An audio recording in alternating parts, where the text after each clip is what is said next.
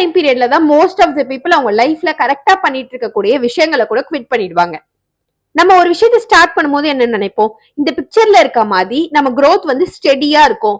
அதாவது நம்ம ஒரு பாயிண்ட்ல இருந்து ஸ்டார்ட் பண்ணுவோம் அண்ட் ஸ்டெடியா நம்ம ப்ராக்ரஸ் ஆகி நம்ம எண்ட் கோல ரீச் பண்ணிடுவோம் அப்படின்னு சொல்லிட்டு.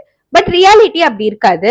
நம்ம ஸ்டார்டிங்ல நிறைய எஃபோர்ட் போடுவோம். ஃபார் எக்ஸாம்பிள் நம்ம ஜிம் ஜாயின் பண்றோம்னா நம்ம ரொம்ப நிறைய ஒர்க் அவுட் பண்ணுவோம். ஆர் எல்ஸ் நம்ம ஒரு ஸ்கில் கத்துக்கும் போது நிறைய எஃபோர்ட் போடுவோம். பட் நமக்கு எந்த ப்ராக்ரஸ்மே ஸ்டார்டிங்ல இருக்காது. இந்த ஃபேஸ் தான் வேல்யூ ஆஃப் டிசப்பாயின்மெண்ட் அப்படின்னு சொல்றோம். இந்த வேல்யூ ஆஃப் டிசப்பாயின்மெண்ட் பத்தி தான் ஜேம்ஸ் கிளியர் அவரோட அட்டாமிக் ஹேபிட்ஸ் அப்படின்ற புக்ல சொல்லியிருக்காரு. நம்ம ஒரு விஷயத்த கோலா எய்ம் பண்ணி அதை முடிக்கணும்னு நினைக்கிறோம்னா இந்த வேல்யூ ஆஃப் டிசப்பாயின்மெண்ட் இந்த ஃபேஸை கண்டிப்பா தாண்டி தான் போகணும். நம்ம ஒரு விஷயத்த புதுசா ஸ்டார்ட் பண்றோம் ஆர் எல்ஸ் ஒரு பிசினஸே புதுசா ஸ்டார்ட் பண்றோம் அப்படின்னா நமக்கு இனிஷியலா நிறைய எக்ஸைட்டடா இருக்கும் அண்ட் ரொம்ப நம்ம எந்தூசியாஸ்டிக்கா இருப்போம்.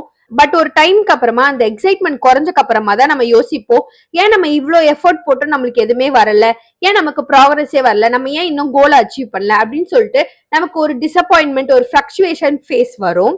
இந்த ஃபேஸ் தான் வேல்யூ ஆஃப் டிசப்பாயின்மெண்ட். ஒரு பர்சன் இதை கடந்து போனாதான் அவங்களோட கோலை அச்சீவ் பண்ண முடியும்.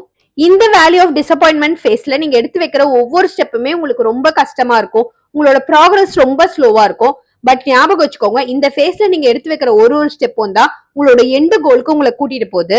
நீங்க சக்சஸ்ஃபுல்லா இருக்காங்கன்னு நினைக்கிற எல்லா பீப்புளுமே இந்த value of disappointment face go through பண்ணிருப்பாங்க.